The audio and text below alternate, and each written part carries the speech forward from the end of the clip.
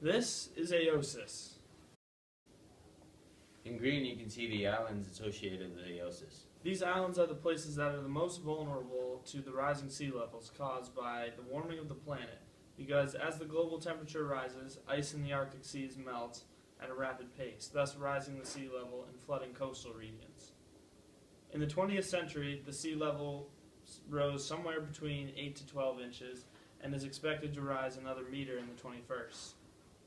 The island of Tuvalu, a small country located between Hawaii and Australia, began evacuating people due to the rising sea levels as early as 2001, asking places like New Zealand and Australia to accept its 11,000 citizens. Next are graphs showing greenhouse emissions by AOSIS and the rest of the world. And excluding land use change from forestry, AOSIS' current greenhouse gas emission is 0.0064% of the global total of emissions, and including land use change in forestry, that percent would be 0.0081%. The following graphs show AOSIS compared to Africa, Brazil, China, Russia, the United States, and the European nation. And the first graph shows a map of the world and a colored code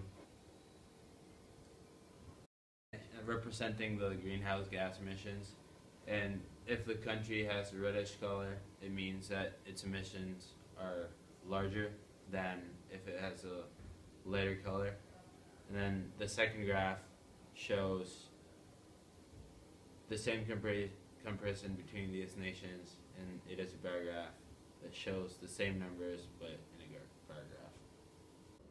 Generally, with each conference of the parties, also referred to as COP, AOSIS is pleading for a larger, more serious outcome, acting understandably ambitious in order to have a chance at survival. Before COP17, AOSIS and the European Union had established a partnership and seemed to be quite powerful in their arguments about the urgency of change, although disagreeing on certain deadlines. For example, AOSIS wanted to have emission cuts with a 5-year deadline, whereas the EU wanted a pending 8-year goal, meaning they could change their stance somewhere in that 8-year goal. So AOSIS does try as hard as possible to convince the larger, more developed nations to reduce their impact on the warming of the planet, but they're at the mercy of these larger nations. Since they've already reduced their emissions to 371.57 metric tons of CO2 in 2011, further efforts only go as far as the larger, more developed nations are willing to help. The Alliance of Small Island States presented a proposal consisting of 3 parts, which they called an international mechanism.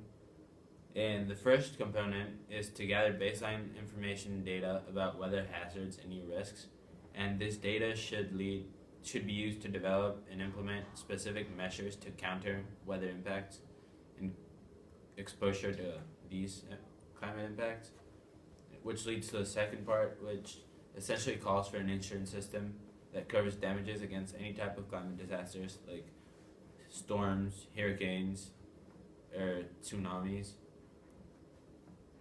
which is relevant for small islands because the population of these islands tends to be concentrated in highly vulnerable coastal zones.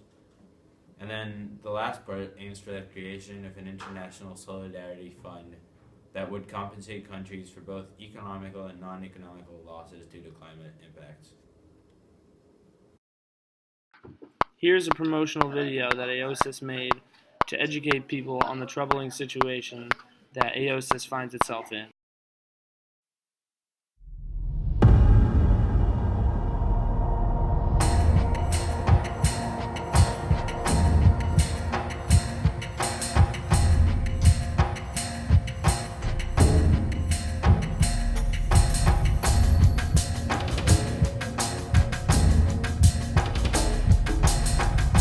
Man or woman, like any living organism, is a complex and fragile system susceptible to cause and effect. When we're small and developing, what might seem to be the most insignificant of changes can have dire consequences.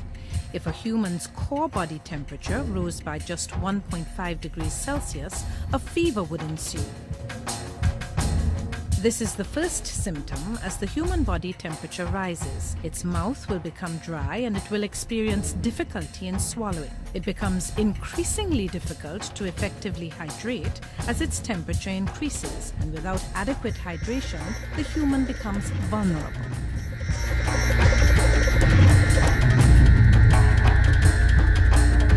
Its ability to properly ingest food will be vastly reduced, and without the necessary fluids in the system, the digestive tract will not function as effectively.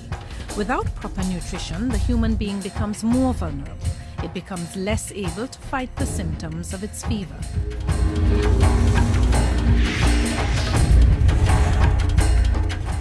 At this juncture, the human's immune system is unable to function as effectively. With its natural defenses lowered, it is left open to disease or infection. This added vulnerability makes it even harder to cope with the fever.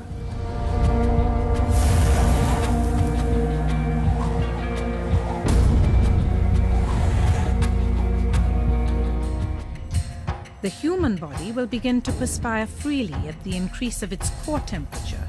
The endothermic effect draws heat from the body. As the rise in core temperature increases, the human body loses the ability to regulate its fluid loss.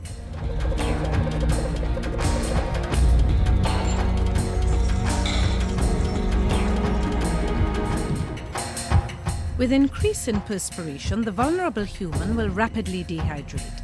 The skin will dry out, and eventually it will lose the ability to sweat altogether. Without the ability to regulate, the core temperature rises rapidly.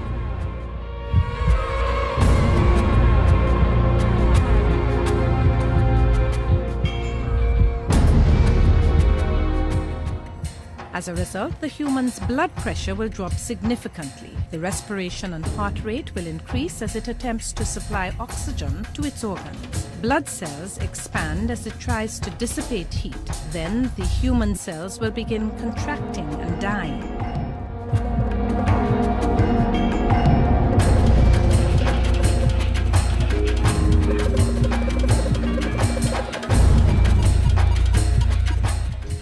As the condition worsens, the vulnerable human needs full-time care and support.